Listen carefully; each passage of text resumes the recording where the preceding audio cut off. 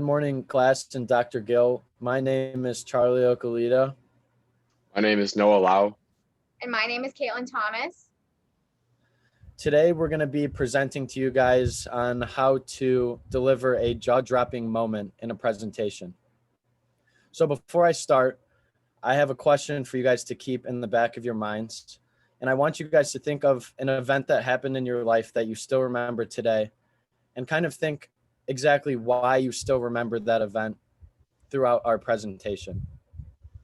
So I'm going to start off by defining exactly what a jaw-dropping moment really is.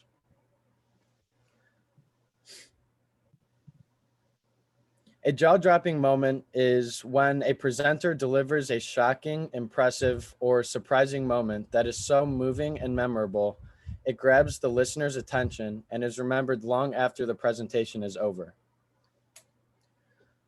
Jaw-dropping moments are effective in speeches because they create what neuroscientists call an emotionally charged event. Now, you may be asking, what is an emotionally charged event? An emotionally charged event is a heightened state of emotion that makes it more likely your audience will remember your message and maybe even act on it after the presentation. When one is giving a presentation, their goal should not only to be impressing the audience, but to encourage them to remember and act on exactly what was said. An example of a moment in which created such an emotionally charged event was when Bill Gates delivered one of his viral TED Talks, in which I will discuss later on. So next, I'm going to kind of explain how the use of props and demos can add a little bit of spice and make the audience remember your presentation. Adding a relevant product demo or an item that helps illuminate your topic can be essential to a presentation. Going back to Bill Gates' TED Talk, he opened up a jar of live mosquitoes at the beginning of his presentation on malaria.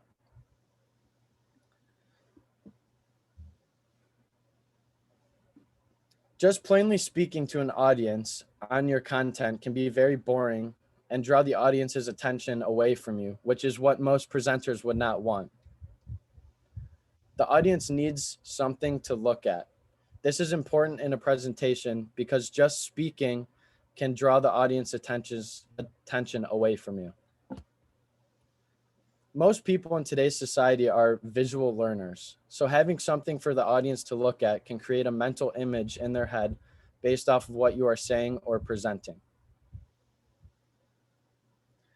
These mental images are what drive an audience to comprehend and remember what you are saying.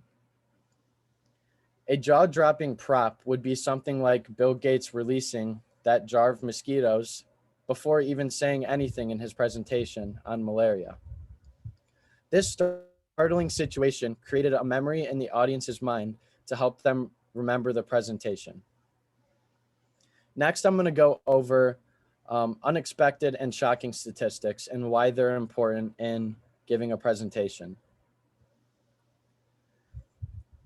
So first, it's important to look for interesting statistics that are related to your talk or presentation. For example, John Ronson, in his TED Talk on psychopaths, made a comment that turned the audience's heads. He said, 1 in 100 regular people is actually a psychopath. So there's 1,500 people in this room, and he plainly stated, 15 of you must be psychopaths. Looking for statistics relating to your topic of speech, it is important to find statistics that will catch the ear of the listener, just like Bob Ronson did. Another thing that you can think about when delivering statistics in a presentation is asking yourself, what am I saying that is making the audience say, wow, in their head? This is another example of a heightened sense of emotion that will make a listener remember what you are saying. So next, we're going to go over pictures, images, and video. So as Charlie just said, pictures, images, and videos can add and enhance the message that you're trying to achieve in your TED Talk. Pictures can display a deeper meaning to your presentation. For example, if I was doing a presentation on my life, I would add pictures to enhance the meeting or give it a certain light to my aspect I'm trying to display. Pictures can also give light on certain topics that are hard to discuss, and it can also just make the audience like question and like understand more what you're trying to say within your topic.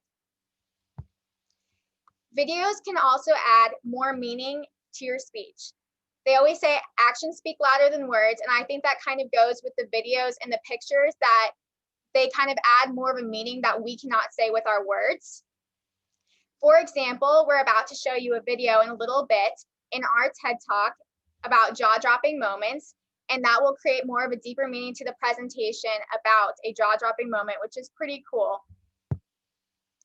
Our next slide is memorable headlines. Adding a statement that is catchy and can catch the audience's attention. For example, Dr. Martin Luther King Jr. was really great at doing this.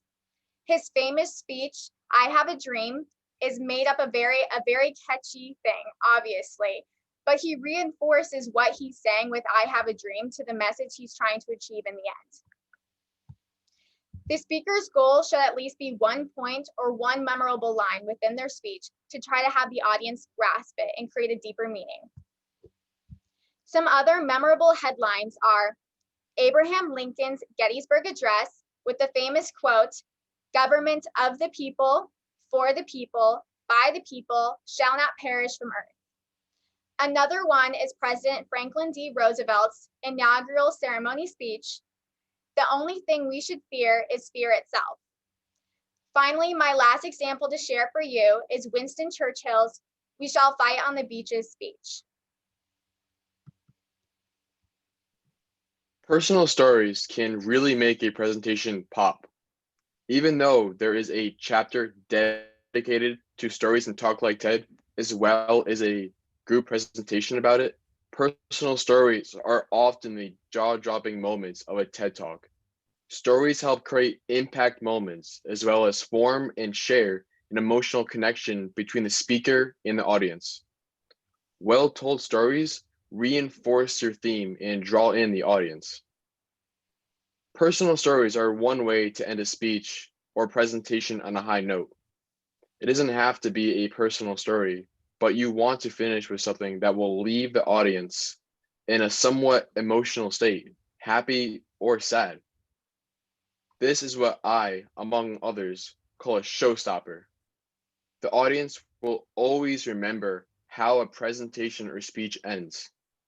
Everyone needs a showstopper, not just musicians and performers, but presenters and public speakers as well. Now, we have a video for you, a TED Talk, of course, about a man named Rick Elias. He had a front row seat on flight 1549, the plane that crash landed in the Hudson River in New York of January 2009. What went through his mind as a doomed plane went down? When watching this TED Talk, I want you to look for and identify moments throughout the talk that make you go, wow.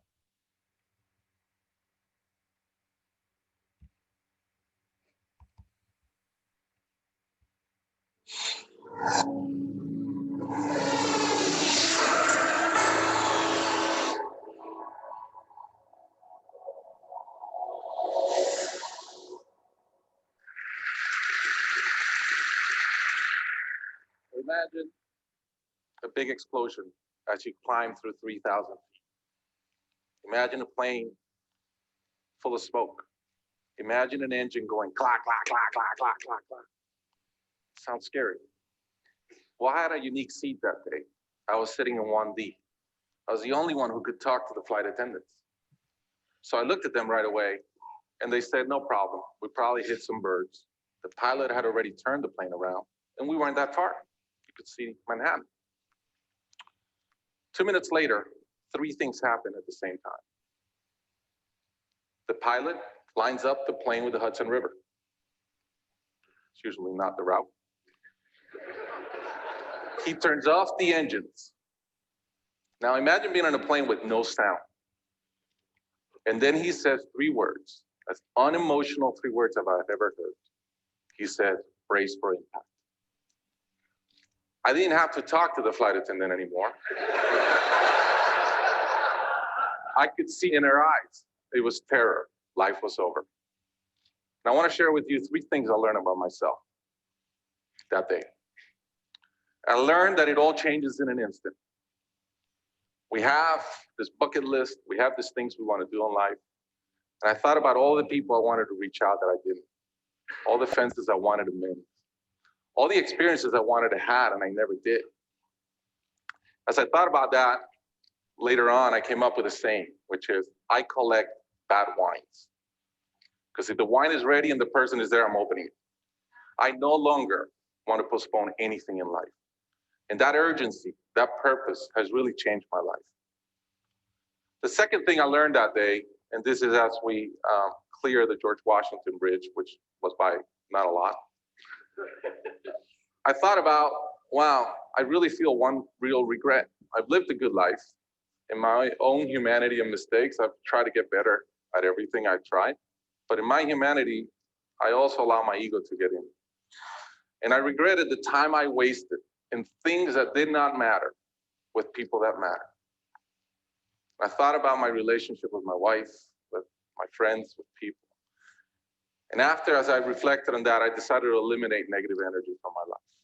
It's not perfect, it's a lot better. I've not had a fight with my wife in 2 years, it feels great. I'm no longer trying to be right. I choose to be happy.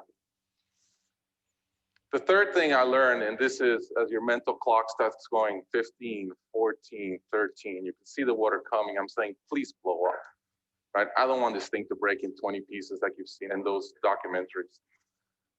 And as we're coming down, I had a sense of, wow, dying is not scary. It's almost like we've been preparing for it our whole lives.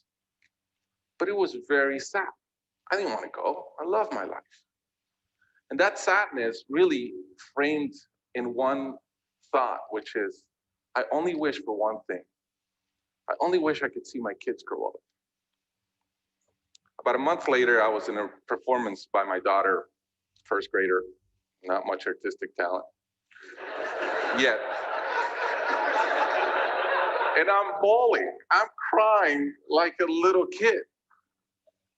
And it made all the sense in the world to me. I realized at that point, by connecting those 2 dots, that the only thing that matters in my life is being a great dad. Above all, the only goal I have in life is to be a good dad. I was given the gift of a miracle of not dying that day. I was given another gift, which was to be able to see into the future and come back and live differently. I challenge you guys that are flying today. Imagine the same thing happens on your plane, and please don't. But imagine, and how would you change? What would you get done that you're waiting to get done because you think you'll be here forever? How would you change your relationships and the negative energy in them? And more than anything, are you being the best parent you can? Thank you.